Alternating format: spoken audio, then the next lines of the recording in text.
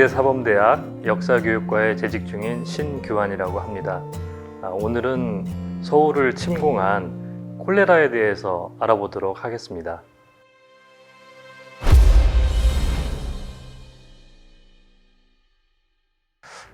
콜레라가 처음 유행한 거는 지금으로부터 정확히 200년 전에 1820년에 처음 유행하기 시작했습니다. 지금 코로나 유행처럼 당시에도 전혀 알 수 없는 그런 새로운 감염병이었기 때문에 당시 사람들은 굉장히 괴이한 질병이다, 돌림병이다, 이런 이제 그 생각만 갖고 있었기 때문에 콜레라라고 하는 그런 말을 알지 못했고, 괴질이다, 돌림병이라는 의미에서 윤질이다, 이런 표현을 많이 썼습니다.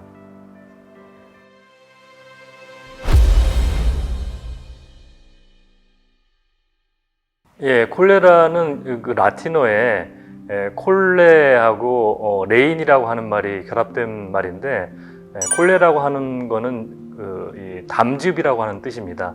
레인이라고 하는 것은 흘러내리다, 이런 뜻인데, 콜레라의 아마 그 가장 중요한 특징이 이 설사인데, 이 설사도 약간 그 쌀뜨물 같은 흰색 이런 점액이 흘러내리기 때문에 아마 그런 특징을 보고 콜레라라고 이렇게 부른 것 같습니다. 콜레라가 들어온 경로가 이제 중국으로부터 들어온 경로가 있고, 일본으로부터 들어온 경로가 있습니다. 중국에서는 이 콜레라의 중요한 특징이 설사병이었기 때문에 설사라고 하는 뜻에서 광란이라고 이렇게 불렀습니다. 일본에서는 이게 외래의 그 질병이라고 알고 있었기 때문에 콜레라라고 하는 말이 일본식으로 이제 그 유명이 돼서 코로리 이렇게 불렸습니다. 근데 이 코로리를 한자로 일본식 한자로 쓰다 보니까 그게 호열날 이렇게 표현이 된 것이죠. 근데 이제 이 날짜가 발랄하다라는 그 날짜하고 찌를 자자가 한자가 상당히 비슷하게 생겼습니다. 그러다 보니까 사람들이 호열날보다는 호열자라고 하는 표현, 그리고 이제 이게 찌르다, 호랑이가 물어 뜯는 듯한 그런 고통을 준다, 이런 이제 그런 의미까지도 담고 있기 때문에 이 호열자라고 하는 표현을 더 많이 쓰게 된 거고, 또 줄여서 호역 이렇게 부르게 된 거죠. 그리고 이제 우리나라 같은 경우는 일본의 어떤 법령이나 이런 제도들의 영향을 받았기 때문에 아무래도 이 호열자나 호역이라는 표현이 더 많이 유행하게 된 것 같습니다.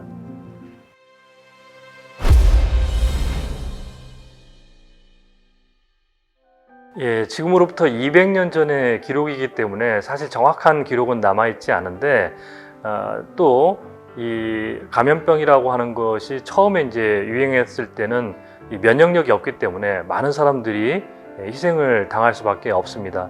근데 우리나라 같은 경우에는 이 1820년대 전후에서 인구가 대략 한 700만 정도 된다라고 생각하는데, 인구의 대략 한 5%에서 10% 가량이 사망한 것으로 추정하고 있습니다. 그러니까 최소한 50만에서 100만 정도 이렇게 사망한 것으로 추정하고 있고요.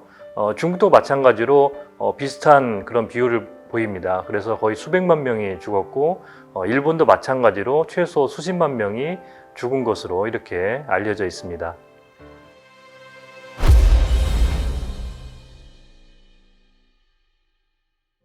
이 전통시대에는 사실 검역이라고 하는 특별한 그런 제도가 있지는 않았고요. 대개 이제 감염병이 유행하면은 이 지방에서 자체적으로 이렇게 운영하는 경우가 많았기 때문에 근대 국가의 어떤 일괄적인 그런 이제 관리가 있었던 건 아닙니다.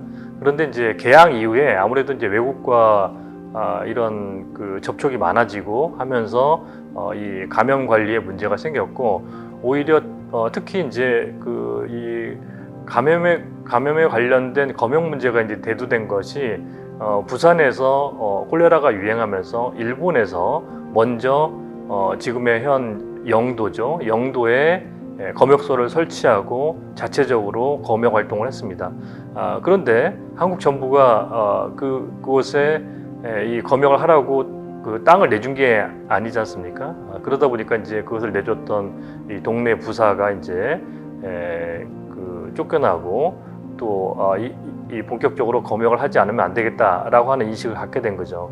그러나 이제 당시에는 그런 법적인 제도가 미비했기 때문에 1880년대에 검역이 본격적으로 이루어졌지만 실질적으로는 어떤 그 벌금이나 어떤 형사처벌 이런 것도 따르지 않았고 또 외세의 반발도 심했기 때문에 어떤 강력한 조치는 이루어지기 힘들었습니다. 1880년대에 이제 그 조선 정부가 이 본격적인 이제 검역을 준비하면서 온역 장정이라고 하는 것을 발표를 했습니다. 그런데 그 온역 장정의 내용은 외부로부터 그 선박이 이제 접근했을 때 검역을 실시한다라는 정도의 매우 간단한 내용이었습니다. 그래서 1880년대까지는 사실은 본격적인 검역이 이루어지지 못했고 1890년대에 이제 이 콜레라가 또 유행을 하면서 이 본격적인 검역이 이루어졌고 그때는 이제 이 각종 이제 규제, 처벌 조항 이런 것들이 이제 그 더해졌기 때문에 이전보다는 조금 더 강화된 형태의 그런 검역이 실시될 수 있었습니다.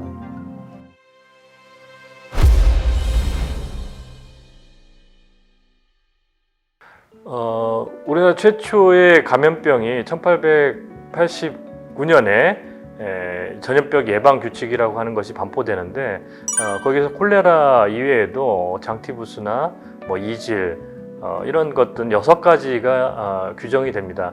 그거는 이제 그 당시에 콜레라 이외에도 다른 이제 감염병이 많이 유행했다라고 하는 것을 말하는 것이고 이후로 점차 법정 전염병이 하나 둘씩 추가가 됩니다. 뭐 페스트라든지 뭐 이런 감염병이 유행할 때마다 하나씩 추가되는 그런 양상을 보이죠. 반면에 또 이제 당시에 중요한 감염병 중에 하나가 이 급성 감염병뿐만 아니라 결핵이나 이 뭐 성병이나 말라리아 뭐 이런 이제 감염병도 있는데 그런 감염병들은 법정 감염병에 포함되어 있지 않습니다. 그러나 이제 1886년에 제중원 1차년도 보고서에 따르면은 한국 사람들이 가장 많이 알았던 질병 중에 1위는 이제 소화기 질환인데 2위는 성병, 3위는 말라리아 이런 식의 이제 통계가 나와 있습니다.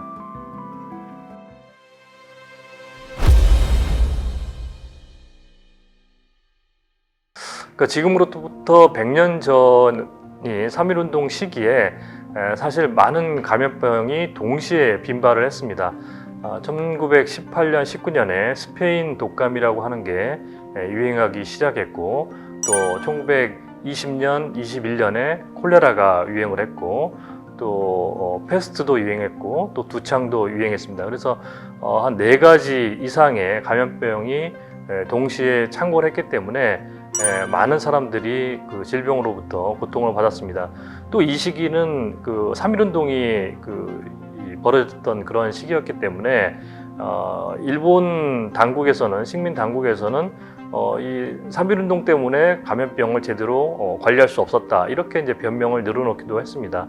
근데 그것과 상관없이 사실 그 3.1운동 시기뿐만 아니라 이후에도 계속 감염병이 제대로 관리가 안 된 측면이 있었습니다.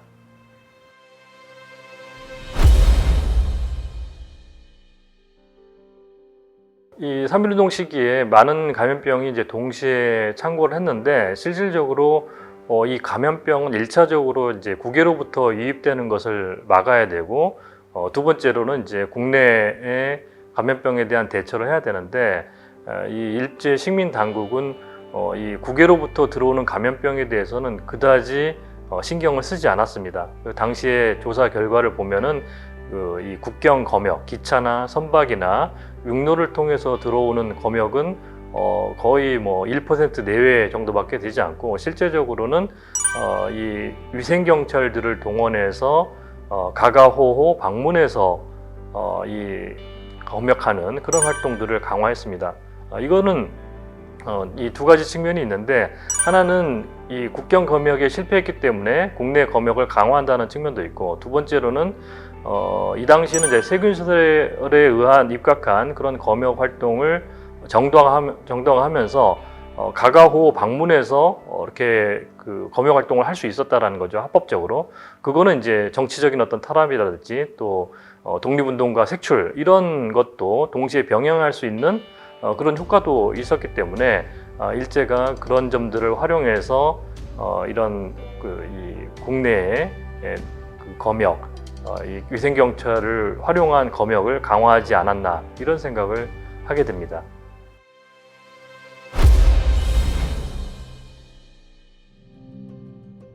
예, 우리가 식민지를 겪으면서 이 해외로 이 나간 동포들이 상당히 많이 있었습니다.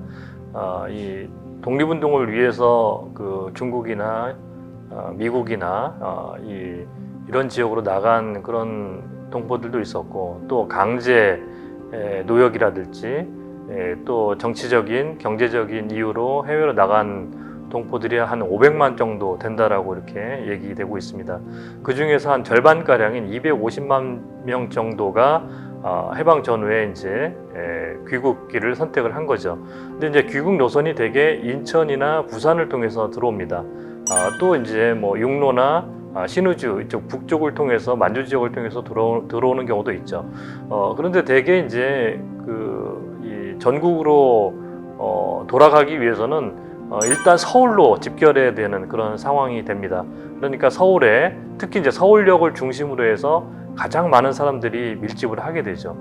그러다 보니까 인천, 서울, 부산 이런 이제 대도시와 항만을 연결하는 철도, 항만 이쪽을 중심으로 해서 감염병이 크게 유행하게 됩니다.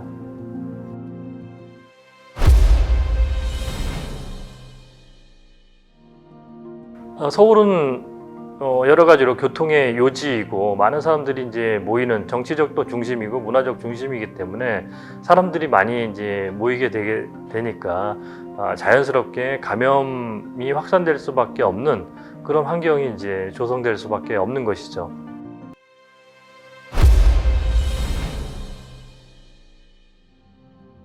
예, 19세기, 20세기에는 이 강력한 그 국가가 봉쇄적인 방역을 통해서 이 감염병을 관리하는 것을 지상 최대의 목표로 삼았고, 그것이 가장 근대적인 어떤 이상적인 방역이다 이렇게 생각을 했습니다.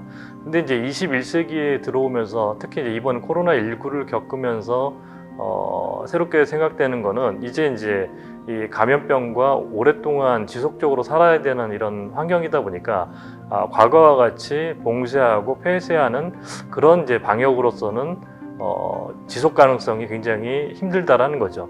세계 각국에서 이런 폭동과 혼란이 이렇게 일어나는 것을 보면서 이제는 좀 이제 21세기형 방역은 오히려 열린 방역, 개방형 방역 이런 시대로 이제 가고 있다라는 점에서 지난 200년과는 확실히 다른 새로운 시대를 맞이하지 않았나 이렇게 생각을 합니다.